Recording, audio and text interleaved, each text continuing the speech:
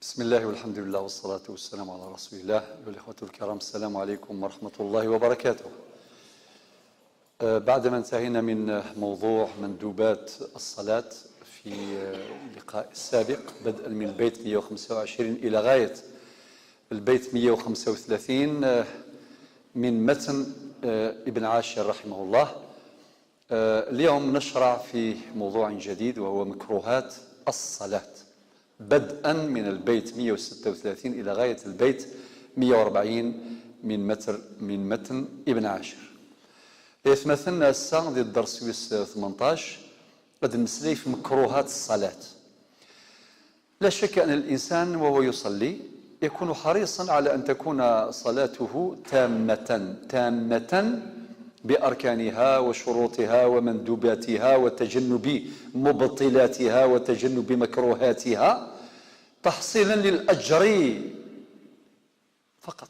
يعني لا بد مظلو ماذا بك ذي الظل ذي احترم الأركان نتظليث، الشروط نتظليث، المستحبات نتظليث، وذي بعد فين يعني المبطلات أين صفة نتظليث نغ المكروهات نتظليث باش تصير الظليث الصحة. ماذا القبول ربي سبحانه خاطر مشكلة القبول ندعو الله يتقبل، تقبل الله صلاتكم بالدعاء عادي، نسأل الله أن يتقبل أعمالنا، هذا أمر مشروع 100%.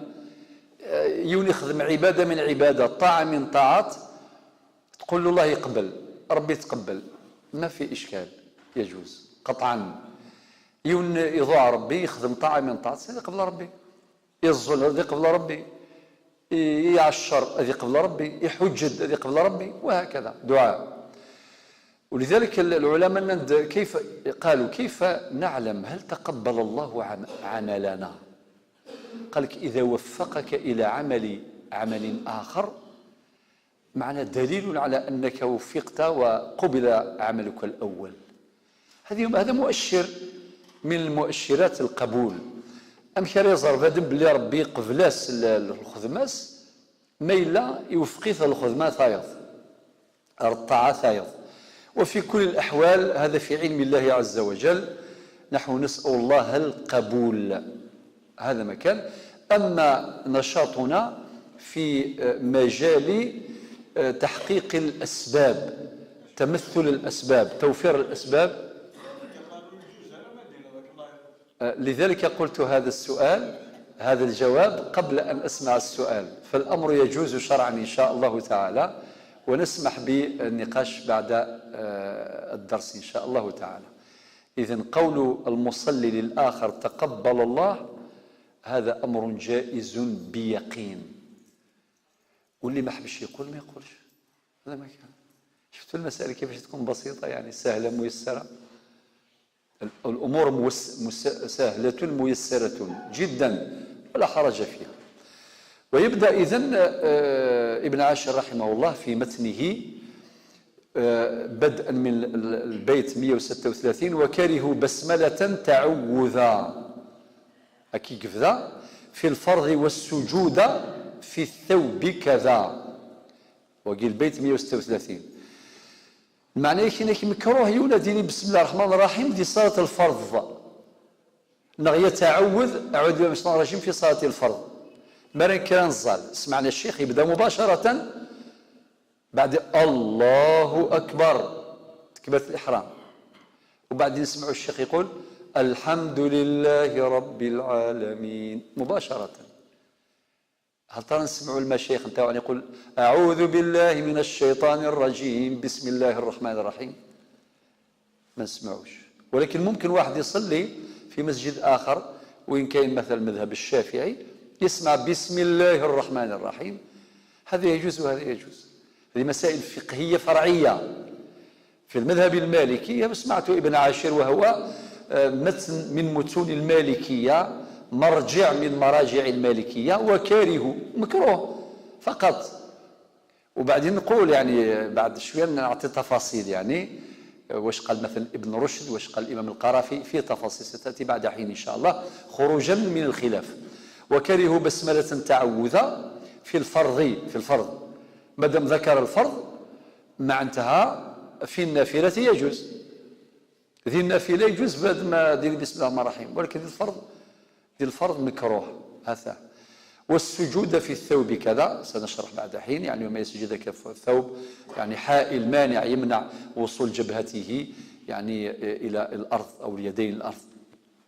مثلا في البيت 138 قراءة لدى السجود والركوع، يعني الإنسان كي يركع ما يقرأش القرآن، كي نركعه نقول سبحان ربي العظيم، سبحان ربي العظيم، ما نقولوش في السجود نقول سبحان ربي الأعلى. ولكن في الركوع وفي السجود تمنع القراءة، ما نقراوش القرآن في الركوع ولا في السجود. ولا قرأنا غير القرآن مرة نركع نغير نسجد. في الحديث يعني فعظموا الرب عز وجل، نعظم الله عز وجل في الركوع.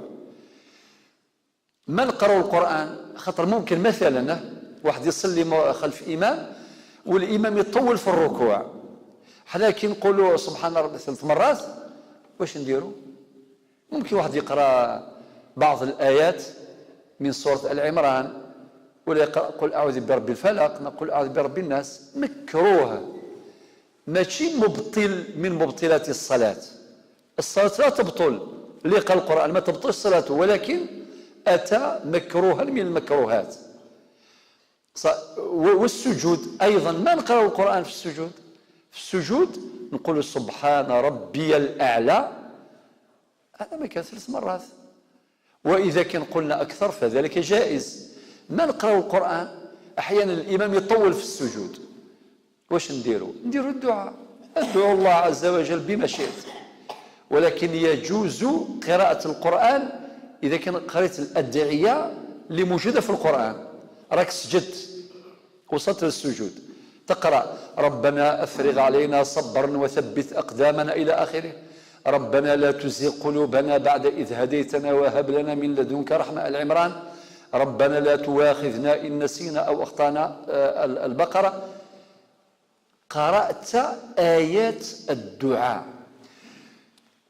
مكروه ينادي غير القرآن ذي الركوع ولا ذي السجود. ولكن ما إلا يبض ذي السجود يغراد لاياث أن دايل الدعاء يجوز. أم ثقي ملا يثقي ومسلمك ثورة. من بعد أشو ديالنا في الشطر الثاني للبيت 138 تفكر القلب بما نافى الخشوع، يعني يون ما إلا يسرح المخيس يدور في أمور الدنيا، يفري كاع لي دوسي هذوك نتاع الدنيا، ملفات تساعدين يون اورغانيزي الله سورتو في الصلاة تقول الله أكبر بغا يجيو. هذاك اللي ما حبش نصليو هذاك إبليس هو اللي يجيبهم مسقمين مرتبين نورمال، ويعاونك مين باش تفريهم. يقول لك البروجي هذاك سهله، ولي زامبو روح دير كذا وكذا وبين لا بون فوا نتاعك، اعطي لهم كاش 10 ملايين لا بون فوا، يعطي لك كالندري يحكي معاك الاز بالتفصيل. بالعكس كاين امور واحد ينساها يتفكرها ثم حاجه راحت له كالكبار ما على باليش وين راهي، يدخل في الصلاه شغل سكانير رادار ولا كيسمو هذاك جي بي اس اديس كل شيء، شغل جي بي اس يدير التفكر، الرادار يدير التفكر وين يلاقن. لذلك انك تفكر القلب بما نافى الخشوع، خاطر تظليث ذا شو الروح نتظليث الخشوع. ربنا في سورة المؤمنون قد افلح المؤمنون الذين هم في صلاتهم خاشعون.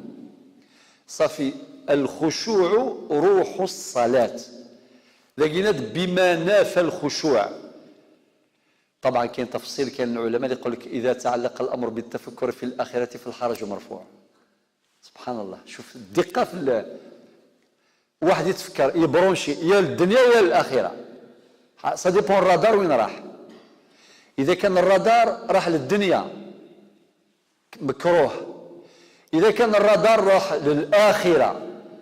واحد يتفكر مثلا القبر وسؤال منكر ونكير. هذاك الليله الاولى واعره بزاف، الليله الاولى اللي نفوتوها في القبر. قولي لي برك كيفاش نديروا، قولي لي برك، صعب.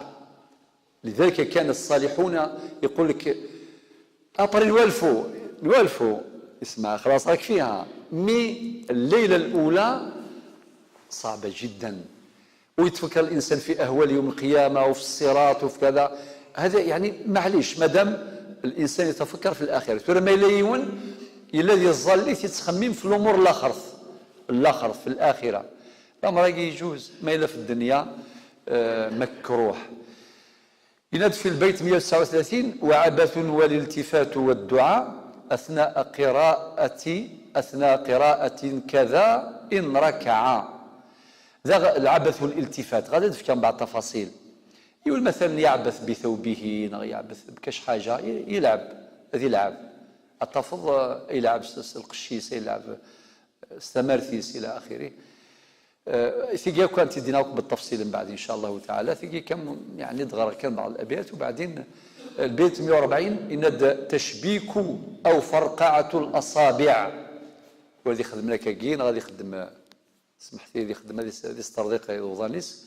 تخصر ثقيا ذاك اسمه ما يخدم كي ونفوس يخدم عند نهايه الاضلاع.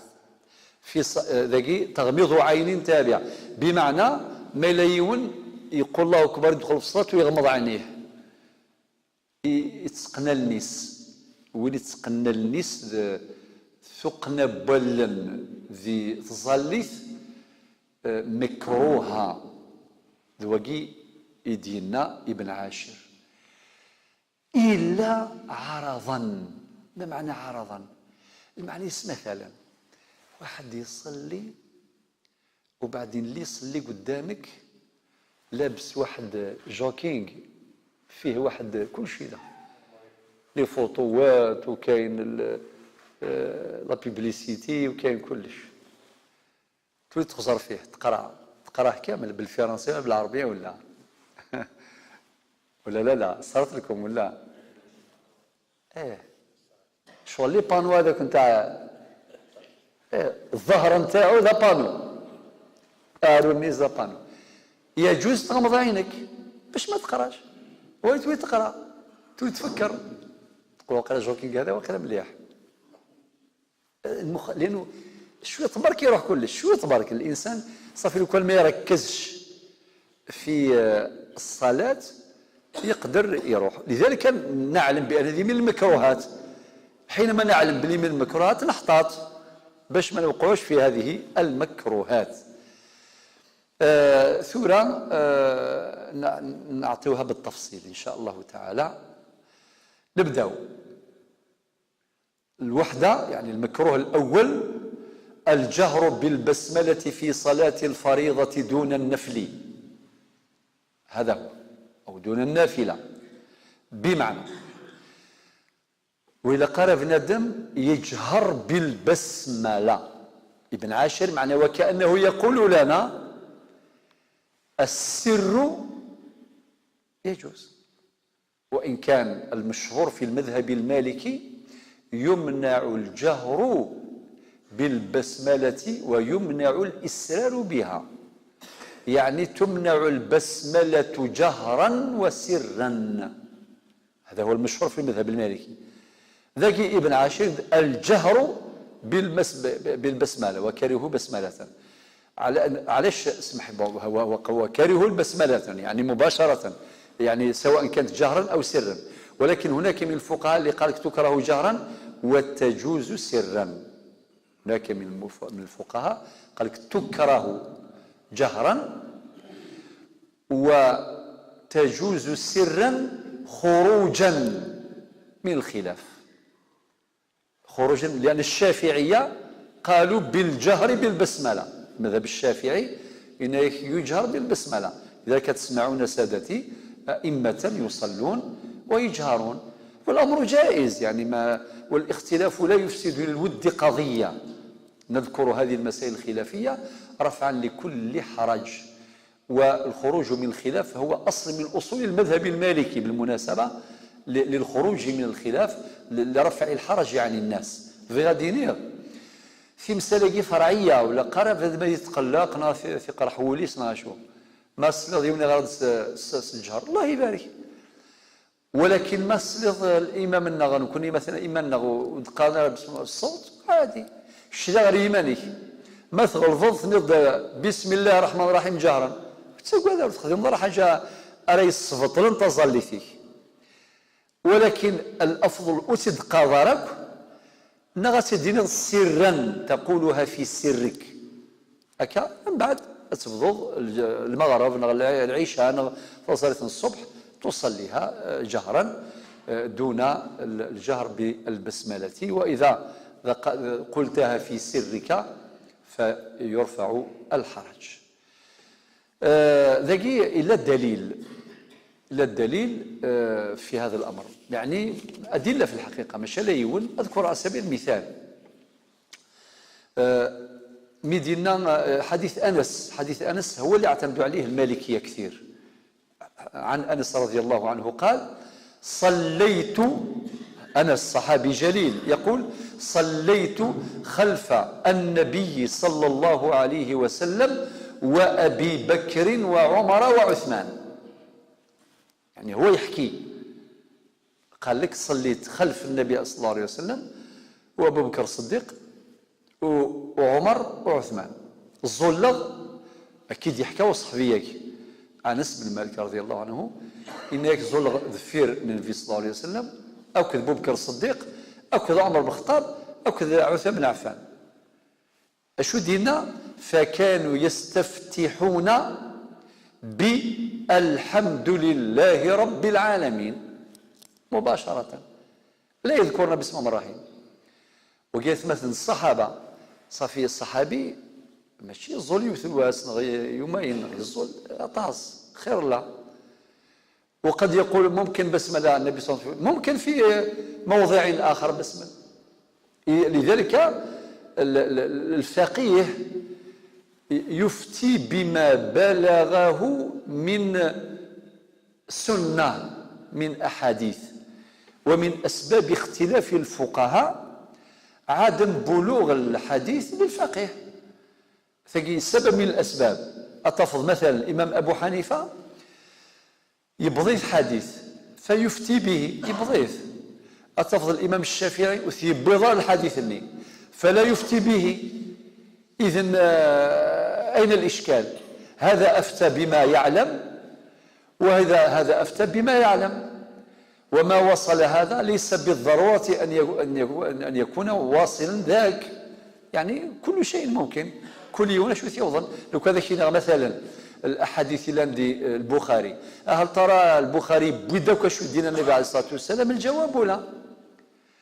لن الأحاديث لن ينفذ أبو داود ولا شيء البخاري، لن الأحاديث ديوي مثلا ابن ماجه ولا شيء الإمام مسلم، لن الأحاديث ديوي الحاكم في مستدركه ونتستفضلها في الموطأ، لن الأحاديث ديوي الموطأ ونتستفضلها عند النسائي، لن الأحاديث ديوي الإمام أحمد في مسنده ونتستفضلها لا في البخاري ولا في مسلم ولا في الموطأ ولا إلى آخره. إذن باش الإنسان يتسع. وقد قلت لكم سادتي أن الإمام مالك رضي الله عنه وربي يرحمه النهار اللي قالوا الخليفة جعفر المنصور أمره قالوا يعني الموطأ نتاعك نستنسخ منه نسخا ونفرضه يعني نلزم به جميع الأمصار، اعتذر قال إن الصحابة قد تفرقوا في الأمصار. يعني اسمي سيدنا جعفر المنصور نيسي الإمام مالك ثكتب ثقيلك الموطأ استخدم النسخ اللغه يقينا فوتوكوبي، طبعا ماشي فوتوكوبي الوقت سفوس يتسالون يكون الشيخ غير هنا كان سوا شو يكتب المصاحف روح سنقلام وسغانيم يونا شحال يقيم باش هذه السفه يوث النسخه درس ماس النسخه نسخت نسخه يوث اتفكري معمر تفكري الجامعه اتفكري الشيخ كذا كذا كذا الى اخره. صافي ذي الوقت اللي سفوس يعني ساد نخدم نسخ وثمت الفرقه وديال الامصار ومادام نساد الخليفه يعني يلزم بها الناس. قال ذواقي ذي المصدر التبع إلى القرآن أو ذي السنة ذي الموطأ. ولكن الإمام مالك يسأل إن الصحابة كل يوم ذا شو يرفض في النبي صلى الله عليه وسلم. كل صحابي تعلم من المصطفى صلى الله عليه وسلم ما تعلم، وليس شرطا أن يتعلم جميع الصحابة يعني سنة واحدة أو يعني حديثة معينة، لا، كل واحد واش تعلم، كل واحد واش حضر. كان اللي كان معه في سفر يروي أحاديث، اللي ما كانوش معه في سفر ما على بالهمش، وكاين اللي يروي أحاديث حضر في الغزوة يرويها، بالك صحابة آخرين مازال أصلا ما بلغوش الحلم، مازال دي مش طاح ربي ظنر من با يعني مازال مزيت وهكذا. ولكن كلهم لانت الاحاديث ضروا امنا عائشه رضي الله عنها ولا شويه يزران ذنسة سمطوثيس ام المؤمنين عائشه ذنسة الزران يعني تمسلني الاحاديثني دغا ثروة نيد ونسات بالمناسبه ثروة 2210 من الاحاديث 2210 الأحاديث يضروا أمنا عائشة رضي الله عنها. يعني سامطوثيس تعيشيذس صافي أغدحكو أو في النبي صلى الله عليه وسلم اتصل تمثال الصحابة ذي رجازن دي مغارن وانتظرين راه صافي فقرا ثمسة باش بنادم هذا يفهم ثمسة ورود الحديث. لذلك أنس رضي الله عنه قال صليت خلف النبي صلى الله عليه وسلم وأبي بكر وعمر وعثمان فكانوا يستفتحون بالحمد لله رب العالمين. من بعد يكمل تفصيل لا يذكرون بسم الله الرحمن الرحيم، من باب التأكيد لا يذكرون بسم الله الرحمن الرحيم في أول قراءة ولا في آخرها، يعني باش يعني قطع كل شك في أول قراءة ولا في آخرها. أما غادي تزورا مثجرا ودفديرا لك بسم الله الرحمن الرحيم. وهذا الحديث أخرجه الإمامان البخاري ومسلم، ولكن الخروج من الخلاف يجوز قراءة يعني قول البسملة سرا كما صرح بذلك علماء مالكية، منهم الإمام ابن رشد، منهم الإمام القرافي صاحب الذخيرة، صاحب الفروق وصاحب الذخيرة، يعني ذو العلماء مقرن عند الخروج من الخلاف يجوز يعني قول البسملة سرا. المعنى يس إلى بنادم ما يبغى أدير بسم الله الرحمن الرحيم ذي السرس ولا شيء سوغور الخروج من الخلاف هكا. ثورة أن نغل سين النظام الجهر بالبسملة التعوذ صافي ثمزور الجهر بالبسملة في سنة التعوذ بالبسملة في صلاة الفريضة دون النافلة. بالمناسبة قول بسم الله الرحمن الرحيم البسملة في النافلة يجوز بلا كراهة، والاستعاذة أيضا في النافلة يجوز بلا كراهة. 3 السجود على ثوب حائل أو مانع يحول دون وضع الوجه والكفين على الأرض، يعني ثورة ممكن يسأل لاموكاتي لاموكات مصيث إما إلا سام قران تنشتو ماطلع خاطئ سبحان الله ذلك مكروه. طيب ممشي ما الزلط ما ثوض ذاكني القاعة استفضل فينا اش بيا ربي صليتو كامل برا في الخلا تحس بواحد الليله محمد رسول كي تحت الجبهه على التراب، مانيش نقول نحو لاموكيته، ولكن مرات هكذا تحلالك تصليها مباشره الى الارض. في هذا الارض تفكر انت صح بلي هذا التراب يجي نهار انت تدخل داخل هذا التراب في القبر، وهذا التراب منه خلقنا ربي سبحانه وإليه نعود مباشرة. إذا رحم ربي سنان الناس ذاك اللي غيشتشن راه غيتشن ذاك.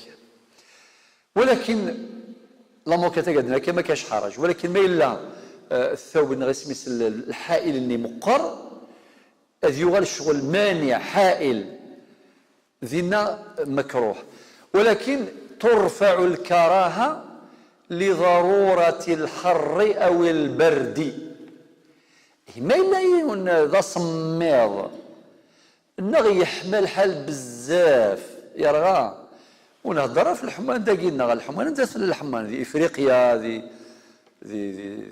الحرمين مكه والمدينه يعني يا جماعه الخير حراره شديده جدا.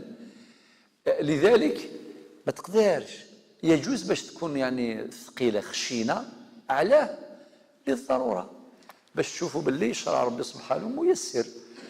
اما ذبيك بنادم هذه سجد في السجاده غنثور انا في لاموكيت معليش ولي يخدم راه كني مقرن مليح من الميجرا قرويس هذه غيفاس نيس وكذا شغل الكونفورنيس زياده والهواره مكروهه. ولكن ما الا يونس على الضروره كتفضيوني خدمتي الشراريس اللي عنده مرض مثلا في الركبتين الحرج عنه مرفوع يقول لك ما نقدرش نسجد هكذا حاجه خشينه حاجه صلبه خاطئ املو حنا كي تبغي زمي غير يزمر يخدم مثل الشراريس كان عند يعني يسعى الحرج عند يسعى الحرج يرفع الحرج. والآية تعرفوها سورة الحج وما جعل عليكم في الدين من حرج يريد الله بكم اليسر ولا يريد بكم العسر. ليسر ليسر ليسر. من بعد الربعة كور عمامة هكذا قال ابن عاشر في البيت 137 كور عمامة. عمامة اللي يدورها كامل غضرك العمامات يعني وقيلا ما كانش يعني موجوده لهيه في الصحراء الله يبارك يدورها. اذا كانت رقيقه خفيفه يجوز ما كانش كراهه. اذا كانت خشينه دايره حتى ما يقدرش كاع يلحق يعني حصره ارباق كبير يعني والعمامه الله يبارك عندها السر. نعم يا شيخ. وطية يا صاحي أو ثنتين من العمامة فصنهتين. يعني طية ولا زوج طية ولا زوج. وهكذا قال فقهاء المالكية إذا كانت طية ولا زوج جايزة. أما واحد يدورها بزاف وتولي خشينة هكذا لا فغادينيا يعني ما إلا الطية نغص قضيت نقار الطية نقارس قضية الطية أي نسنغ ما إلا يوث نغسنا ثاك معليش. ولكن ما إلا غطاس هادي الزوق الرويس شحال اللي تورا كني ألما وري زميرة غادا الجوض القاعة هادي السجد خاطئ. ذي المدينة كوروا عمامة يعني باجتماع الطبقات الكثيرة على الجبهة. طبعا هذا يمنع من وصول الجبهة إلى الأرض مانع. ويس 5 قراءة القرآن في الركوع والسجود.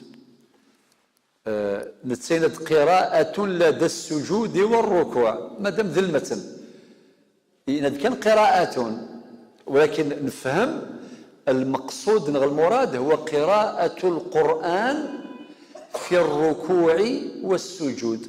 وإذا قرأ بنادم ذي الركوع أدي غير القرآن نغذي السجود أدي غير القرآن نغم ديث مثلا ما إلا ذي السجود إزمرد يغر لا يسعان الدعاء. ناد مثلا ذي أواخر سورة البقرة الآية 286 ربنا لا تواخذنا إن نسينا أو أخطأنا إلى آخره. نغادي غير آيات نظن عندنا الدعاء آيات الدعاء ذا غثليش الحاجة يرتشيوين يزمر بد ما يدعو النبي عليه الصلاة والسلام إنك أقرب ما يكون العبد إلى ربه وهو ساجد. يعني هو بعدين أمرنا بالاجتهاد في الدعاء يعني يقول ميقلا يوضر السجود يقرب ربي سبحانه ذيني لها الدعاء مليح ثقي من الأحوال الشريفة التي يجتهد فيها العابد تقربا إلى الله بالدعاء، ثم أن الدعاء كما قال النبي عليه الصلاة والسلام الدعاء مخ العبادة. وفي حديث آخر وفي رواية أخرى الدعاء هو العبادة. ورب قال وقال ربكم ادعوني أستجب لكم وإذا سألك عبادي عني فإني قريب أجيب دعوة الداعي إذا دعان. يعني شحال الآيات شحال الأحاديث عند ربي النبي صلى الله عليه وسلم حفظنا سلمذنا غمشي ندعو.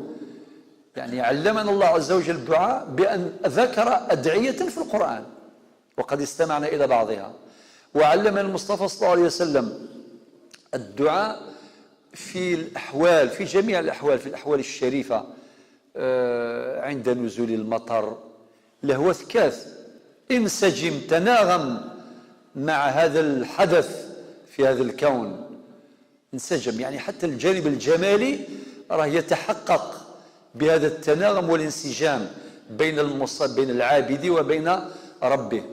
النبي عليه الصلاة والسلام إنك ما ثكت لهوة أتدور لهوة أتدور ما دين اللهم صيبا طيبا اللهم صيبا نافعا، ما كاس قضاء ربي فكد الهوى لا ينفع خاطر الهوى كي مثل مطاس في طاس يزمر تخسر، يزمر تواضع الفيضانات تواضع الموتى تغني خامان تحمل لي سفن يضرب خسار. لذلك الدعاء اللهم صيبا طيبا اللهم صيبا نافعا. ملك ثواظون نيام قرآن أدين اللهم اجعلها رياحا ولا تجعلها ريحا. أظو إلا وضو يتهدون إلا وضو يتكسنا قرموذ إلا وضو أكا إلا وضو حنينا يلهان تسوي الفايدة فوائد طبيعية فوائد جمة كثيرة. هكذا عند الرعد ما يكثر الرعداء ما إلا يك يضرون يك ذي الدنيا يسعى الدعاء، فضلا عن الأدعية التي عن الأذكار التي علمنا إياها النبي صلى الله عليه وسلم، أدعية المساء، أذكار المساء، أذكار الصباح إلى آخر ما تعلمون. وسبحان الله فيه واحد المعلومة مهمة جدا ذكرها العلماء، إنك الإنسان طول النهار وهو يشوف بعينه أين يلهان أين ندير. الإنسان يشوف بعينه طول النهار اللي مليحة لا ماشي مليحة، والحاجات اللي ماشي مليحة اللي شافها في نهار كي يرقد تقلقه الزيماج هذوك لي زيدي نوار وكذا لي كوشمار وكذا آخره، باش يمحوها الإنسان بكثرة الاستغفار قبل ما يرقد. كل ما يستغفر ربي كثير كل ما تزول هذيك الصور اللي ماشي مليحة، وهذه النعمة من نعم الله عز وجل علينا. أين كنت توالي الثيط طفيف ثلاث سمحتي الكاميرا ياكي زدتنا سطوف يصنعيتي د بنادم يصنعيتي د بنادم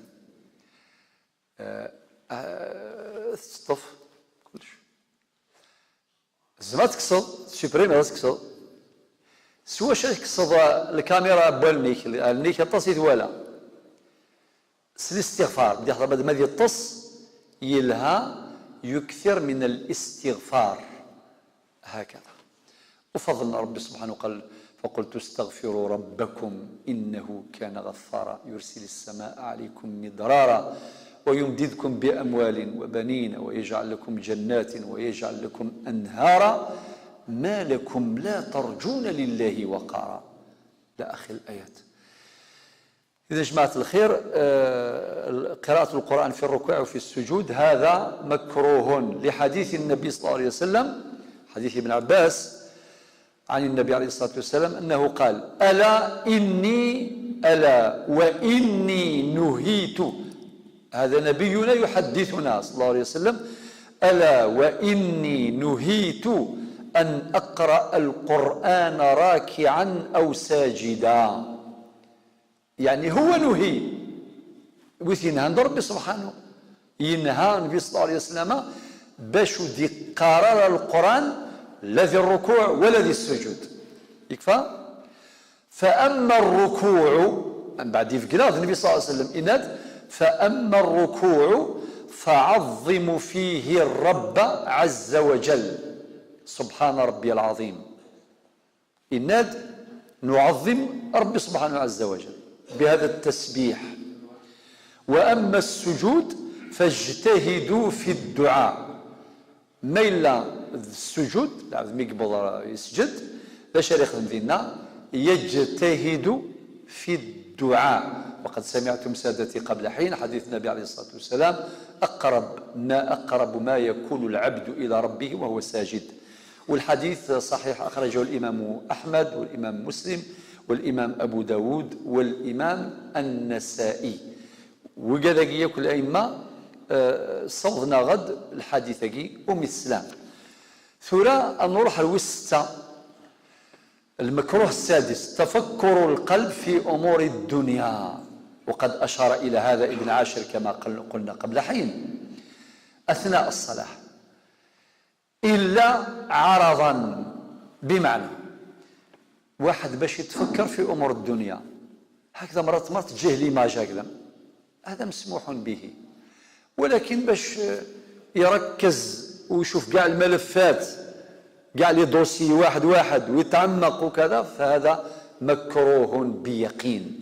فلما إلا يوان يكشف ديال الظليث هكا وسنت تذكر الأمور الدونيث، الله غالب المشاكل الدونيث تتسسمت أدها الدينت. أما لي بروجيني أما ذا كاميونني واقيلا طفنت جدرميا خاطر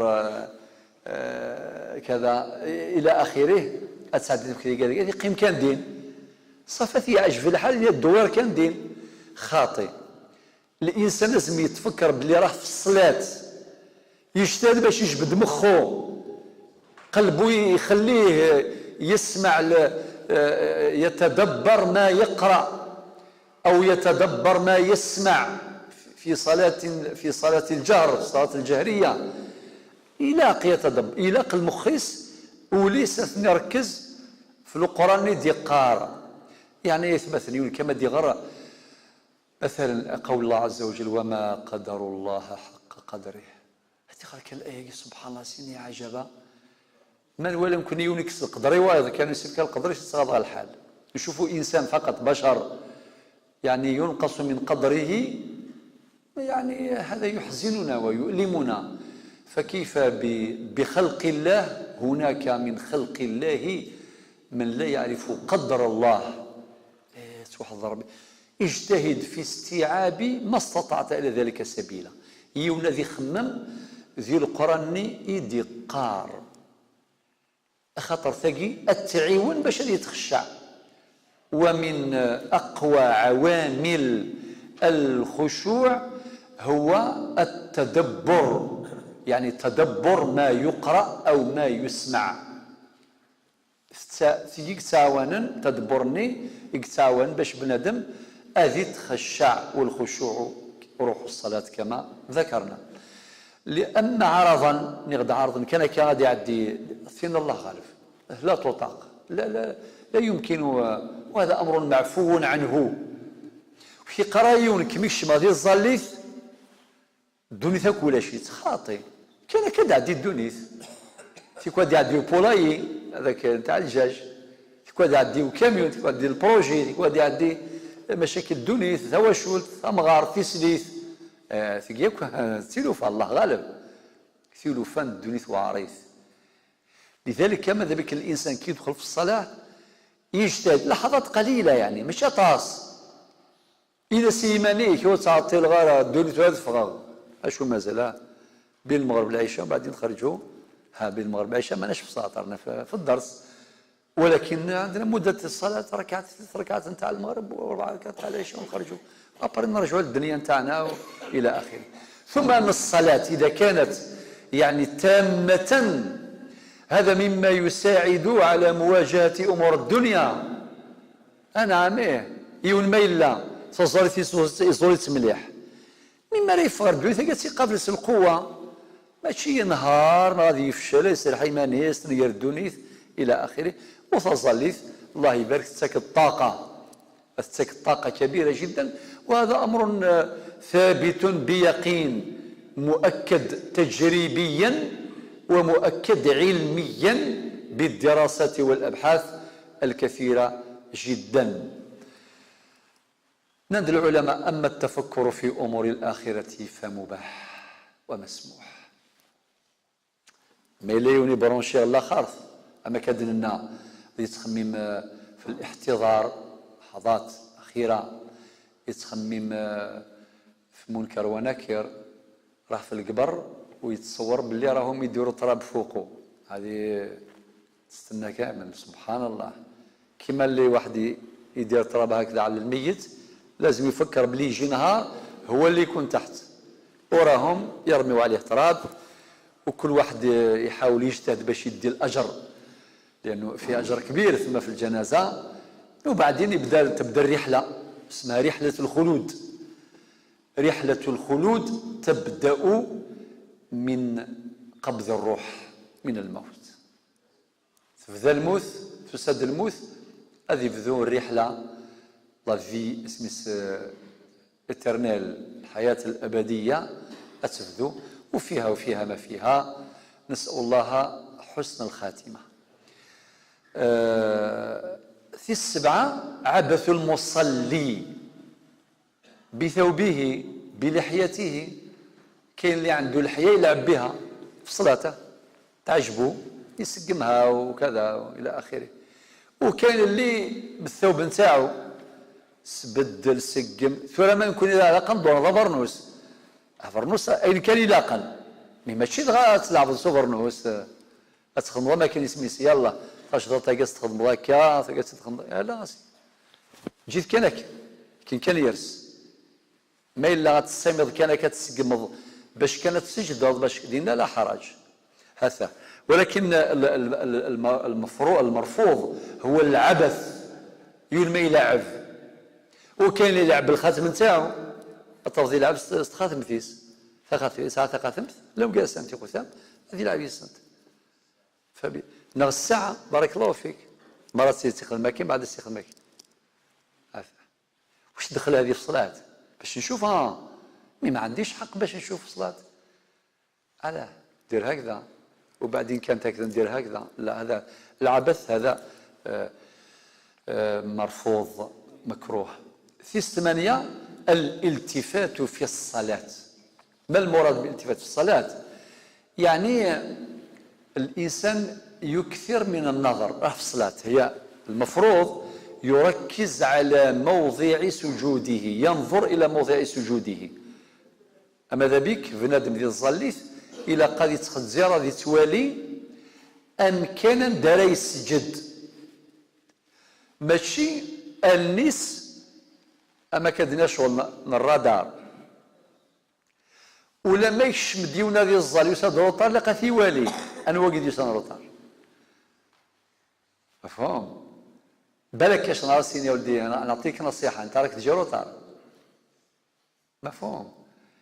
كل ما الباب هذاك عندنا البيبان يديروا الصوت نورمالمون البيبان تاعنا كاع ما يديروش الصوت، عندنا كاع الزيت شبي ربي كوست تخلط الزيت تسوسم. لا انت كرا الجوامع في بورانسن زن نغلا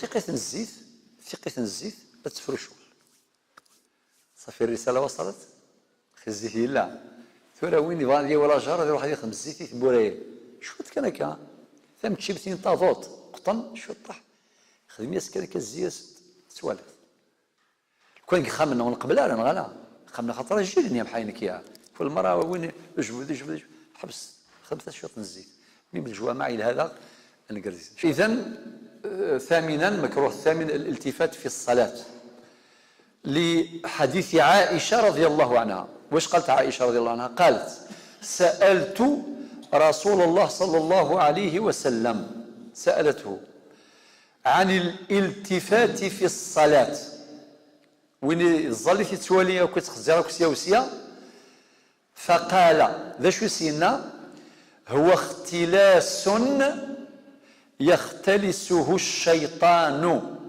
من صلاة العبد. يعني تكرضا يقتسكر الشيطان يتسكر خاطر الشيطان السيني بنادم تزلارة ما يناس لا لا الزلا السيني اتوالف دغا هذي يعرض اميك هذي توالي تخرج سياوسيا باش السياكور سي الزليثيس السياكور لاجر خاطر ما يفات وتي الزولا كني واثا السينقص لاجر اثن في الصلاه والسلام هو اختلاس يختلسه الشيطان من صلاه العبد. الحديث خرجه الامام البخاري والامام ابو داود والامام احمد وغيرهم. الحديث هاكي صوت داك العلماء الاسلام وكي دويس 8. وفي نقطة مهمة في هذه المسألة: إذا التفت المصلي بكامل جسده تبطل صلاته. ثم ما إلا يوني تزلى يتولي كنكا ثاقي ذي المكروه ينقص كان لاجر فزال سوسو تبطيل لا. ولكن ما إلا يوان ماشي يلتفت كنكا يستدبر حتى الكعبة ياكل القبلة هذه الزيكة لما إذ وراك وقي فظلتيس آسي عوض خاطر يغار ماشي كان سمغلي وقي يحركك وقي ياكل أنا مي إفاغ وقي إفاغ يعني إفاغ فظلتيس باطلة هذا. في 9 الدعاء عند قراءة القرآن أو عند الركوع. الدعاء ما تقرض القرآن ماشي تقرض من تصدعوض نغص الشيء قرض الدعاء القرآن الشينية تصرضي الدعاء وأنت في القيام خاطئ. عند الركوع نناد عند الركوع منع قراءة القرآن ويمنع الدعاء. أريد جزارة ولا هرب ندم أدي غير القرآن ذي الركوع ذا مم الدعاء خاطي ذي الركوع أن ديلق الدعاء ذي السجود أثنس فهميتي تفاصيل هكا وقيد ويس 9 ويس 10 تشبيك الأصابع التصفضيون هذه خدمة كي فاسنيس يضوضانيس النغ الفرقعين هذه استرغيق يضوضانيس ذي خدمة هذه زر هذه يخدم الصوت ثقي خاطي ثقي مكروها أثناء الصلاة لأنه كل هذه التصرفات وهذه السلوكات وهذه الأعمال تشغل عن الصلاة. داين يسبع ذي البلد مسير الظليث هذا سيروح الخشوع. في 11 التخصر يعني وضع اليد على الخاصرة أسفل الأضلاع ذاكي خاصرتان يقول ماشي ميكاريز الله أكبر بعد يخدم هكا خاطئ ولا ما يعيون يخدم هكا خاطئ يا إما ذي يخدم هكا يا هكا ذي سيرحي فاسنيس هكا ولكن ولي يخدم هكا ثاقي مكروه. في 12 تغميض البصر تغميض العينين ثقنا بولن أيغر خاطر مكروهة الحفظ قاديل ديال الناس مادام يسال لنا ديال الناس ولكن ما إلا يوعى حاجة في 7 في الظليث في الخشوع ثاقي يجوز باش هذه قنا الناس يجوز بمعنى لكن كنت نغلي اتزلظ فيرقيون يلسا جوكينغ الفيستا تكتب ذا طابلو ذا بانو سمحتي نغدا ولاكي باش المزينا وخدمنا تاخذ الجامعه لبسه من الجامعه سمحي وتسالى اين راه يشغلن يمزولا في الظليث نسن الشيء اللي ما يلمد الله اكبر تسوالي خدمه كار السجود ما ظنيك باللي تروحوا تردين وكذا يجوز باش تغلق ظني ماشي طول الصلاه هكا بشكل متقطع يعني من ملي كيجيني كان غلقيت انت من بعد فتحيت انت قالك هذه السجود قالك الركوع طيب هذا ما ذكر وكذلك ذكر الامام ابن عاشر كذلك في متنه يعني ونذير في حاجه في كمه شيء في كمه في فمه هذا ايضا يشغله عن الصلاه كما قلنا اذا ختمناها بتغميض البصر قلنا يجوز ذلك عرضا أو مؤقتا لتجنب رؤية ما يشغله عن الصلاة. هذا هو. وطبعا هذا ما ذكره ابن عاشر في متنه. وهناك من العلماء الذين أضافوا أيضا مكروهات أخرى. على سبيل المثال مدافعة يعني الأخبثين، يعني البول والغائط. مدافعة الأخبثين هكذا يقول الفقهاء، يعني البول والغائط، هذا لأنه يشغله عن الصلاة. ما معنى هذا؟ واحد مثلا يكون يصلي ولكن الوضوء نتاعو عنده الوضوء عادي، ولكن بغى يطير الماء، يعني يتبول ولا يعني محروس، ما تقوليش درك ما هذا خاشع، راه يشوف برك كيفاش الليكيدي باش يروح يتوضا. لذلك الانسان هذا مكروه ايضا، مكروه يعني يون ما الا حرص انت دوما نتسا سمحتي غادي يروح وكشمال ديال صليت واحد ياخذ الوضوء، هذا ما كان. ولكن ما الا دغلت بعض الضرورات، مثلا يقعد لو كان يروح رخصة الجماعه، ناقص رخصة الجمعه، مثلا يصلي في الحرمين الشريفين الله يبارك في مكه والمدينه، الغاشي بزاف باش تلقاو وانت تتوضا وكتقول معليش نكمل صلاه العصر هذه هكذا بشيء، فهو مكروه.